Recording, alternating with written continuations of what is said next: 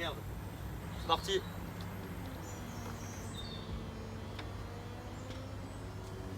Un des cabriolets les plus rapides de son époque. Moins de 10 secondes. Bim.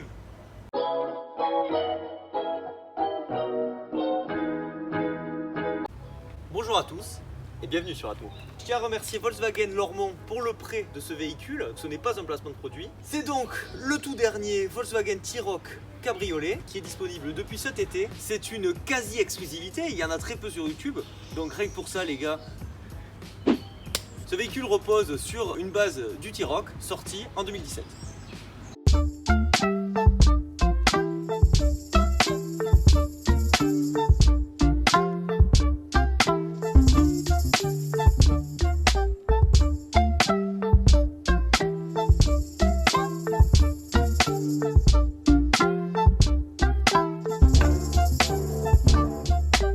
Volkswagen a souvent cultivé un amour pour le cabriolet. La Golf cabriolet a eu de nombreuses versions, également la coccinelle. Et donc, depuis l'arrêt de la nouvelle coccinelle et de la Golf 6 cabriolet, Volkswagen n'en avait plus au catalogue. Volkswagen répare son erreur. Il est très joli, le T-Roc cabriolet à partir de 34 400 € en 115 chevaux. Mais moi je vous conseille la 150. Il faut savoir, chers admophiles, que le concept du SUV cabriolet, ce n'est pas le T-Roc qui l'invente. L'histoire automobile compte parmi elles beaucoup de 4x4 cabriolets, et ce dès la Deuxième Guerre mondiale avec l'iconique Jeep Willys. Durant la deuxième moitié des années 90, beaucoup de 4x4 japonais arborent une partie arrière découvrable. On peut parler notamment du Suzuki Jimny, mais également du Vitara ou encore du Toyota RAV4. Mais ces véhicules ne sont pas à proprement parler des SUV, dans le sens où leur utilisation sur route est loin d'être optimale et qu'ils sont en réalité taillés pour le tout-terrain. Si l'on peut considérer le Range Rover comme un des premiers SUV de l'histoire, notamment de par son côté luxueux, il faut savoir qu'une version cabriolet a été déclinée dans les années 70. Entre cette période et 2016, rien de bien concret avant le grand retour du SUV cabriolet avec l'Evoque, encore une fois un Range Rover. Ce dernier fut un énorme échec et fut commercialisé jusqu'en 2018, soit à peine 2 ans, mais l'intérêt de ces véhicules atypiques est bien évidemment autre. En effet, lorsque Range Rover ou encore Volkswagen prend l'initiative de réaliser un véhicule de la sorte, dans tous les cas, ça ne plaît ou ça ne plaît pas, mais on peut que saluer la prise de risque. Alors je vais me pencher sur le cas de Volkswagen, constructeur qui a quand même été marqué par le Dieselgate en 2015, qui lui a forcé à faire pas mal d'économies d'argent sur la gamme. Il a restreint un petit peu la gamme. Les derniers véhicules ont, selon Auto Plus, les King, une qualité de fabrication un petit peu en dessous des standards de la marque. Rien que pour ça, je tiens à féliciter Volkswagen de continuer à essayer de nous faire rêver avec des véhicules qui sortent de l'ordinaire. Ils savent qu'ils vont pas en vendre beaucoup, mais c'est un véhicule image et c'est un véhicule plaisir, un véhicule passion. Découvrons le coffre de ce T-Roc cabriolet. Vous savez, chez Atmo, on adore les coffres. C'est pas la 306 cab, mais pour un cabriolet, ça reste assez sympa. Pour vous donner un ordre d'idée, donc ça fait 280 décimètres cubes, ce qui est relativement bien. Hein. À savoir, ce véhicule est doté de filets anti-remous qu'on place sur les places arrière, qui permet, lorsqu'on voyage à deux, de ne pas prendre de retour devant dans la tronche et de garder un broching optimal. Et ça, moi, ça me parle. Testons l'efficacité des places arrière. L'efficacité, c'est peut-être pas le bon mot, hein, mais bon, on va voir si c'est habitable, quoi. Donc 4 places hein, versus 5 pour le T-Roc normal. Attention. Ah bah oui, bah il fait exprès, ils sont pas cons. Bah là, je suis comme un ministre, là. Là, tu vois, je me mets comme ça. Et je peux faire, tu sais, les discours. D'ailleurs, tiens, tu pourrais me promener. En vrai, c'est très drôle. Hein.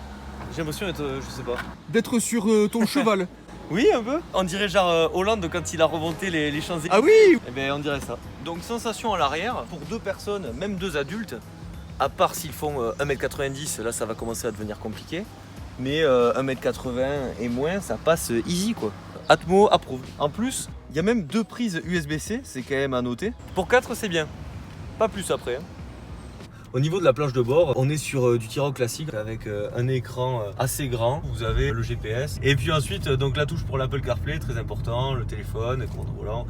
En soi, rien de bien particulier. Les modes spécifiques de conduite qui sont au nombre de 4 comme sur la Leon Cupra. Eco, normal, sport, individuel. Dernier point, 2 prises USB-C. En comptabilisant avec celle de l'arrière, ça fait quand même 4 prises USB-C. C'est un véhicule tourné vers l'avenir et la connectivité.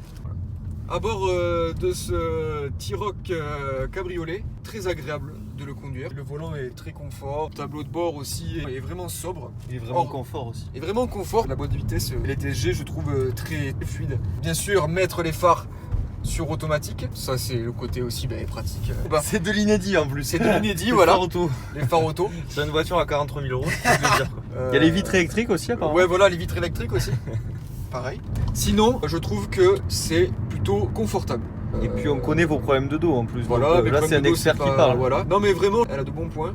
Au volant de ce T-Roc Cabrio, que dire à part que nous sommes dans un Volkswagen T-Roc mais Cabrio. Donc il y a des petits trucs que j'aime bien. L'alerte d'angle mort là, vous avez sur le rétroviseur. Également le compteur numérique, je trouve qu'il est assez sobre et très lisible. Au niveau de la boîte de vitesse, ça va. Je reconnais que la DSG elle est pas trop mal, mais c'est vrai que moi je suis plutôt fervent des boîtes manuelles.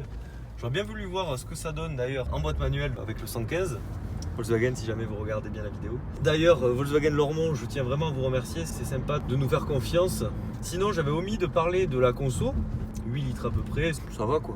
Là nous allons tourner au niveau du McDonald's. N'hésitez pas dans les commentaires à nous dire si vous préférez le McDonald's ou le KFC, parce que je connais certains amateurs de KFC, ou bien même le Burger King. Voilà, ça c'est quand même super important. Au niveau des caractéristiques techniques, le T-Roc propose deux motorisations, le 1 litre TSI de 115 chevaux ou le 1 litre 5 TSI de 150 chevaux qui équipe notre modèle. Pour vous donner une idée, ce modèle d'essai est à plus de 43 000 € tout de même. Le 1 litre d'entrée de gamme 115 chevaux sera livré d'office en boîte manuelle, alors que le 1 litre 5 TSI 150 chevaux sera d'office avec la boîte Volkswagen maison, la fameuse DSG7 que Monsieur Spielberg affectionne tant. Je vous conseille de partir directement sur le 150 chevaux étant donné que le véhicule fait à peu près 1,5 tonne. Dans tous les cas, ça ne sera pas des performances de folie, mais ça nous permet d'avoir un moteur en cohérence avec la prestance du véhicule. C'est un SUV cabriolet, donc vous voyez que les montants sont quand même très hauts, les vitres sont très basses. Le T-Roc cabriolet fait 4,27 m, ce qui est un gabarit relativement compact qui permet de se faire plaisir autant en ville que sur autoroute. Vous allez me demander, Atmo, pour qui est ce véhicule? Alors bon, je vais vous répondre, ce véhicule il va être un petit peu difficile à mettre dans une catégorie spécifique, étant donné son subtil mélange entre le côté pratique et familial d'un SUV et le côté un petit peu plaisir solitaire de cabriolet. C'est une proposition unique sur le marché. Je pense pas qu'il va intéresser les férus de cabriolet. Les purs amateurs de cabriolet vont pas se tourner vers ce véhicule. Alors on pourrait se dire les gens qui aiment bien les SUV, mais c'est un petit peu pareil. Les gens qui recherchent des SUV, c'est aussi pour le côté pratique. Il va être plus pratique, on va dire, qu'un cabriolet, mais moins pratique qu'un SUV. Pour moi, c'est vraiment un véhicule image qui va pas se vendre à beaucoup d'exemplaires, mais qui ravira les personnes qui le posséderont. Je pense que ça sera pour des personnes très aisées, comme un petit peu le Range Rover Evoque. Au final, je pense que ça va être la même clientèle. Après, si vous, de votre côté, vous pensez que je dis que des conneries, eh bien dites-le dans les commentaires, hein, on est là pour ça. Hein. En conclusion, oui, ce T-Roc cabriolet est assez inutile, on va pas se le cacher. Mais au final, est-ce que ça serait pas ce côté un petit peu imparfait qui le rend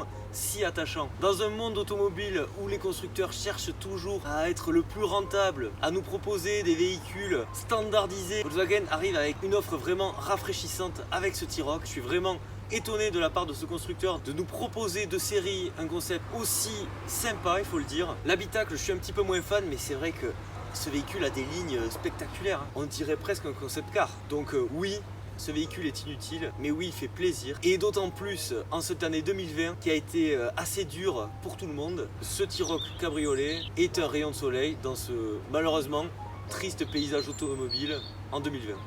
En tout cas, chers admophiles, j'espère que la vidéo vous a plu. Si c'est le cas, pensez au pouce bleu, ça fait plaisir. À l'abonnement à la chaîne, ça fait encore plus plaisir.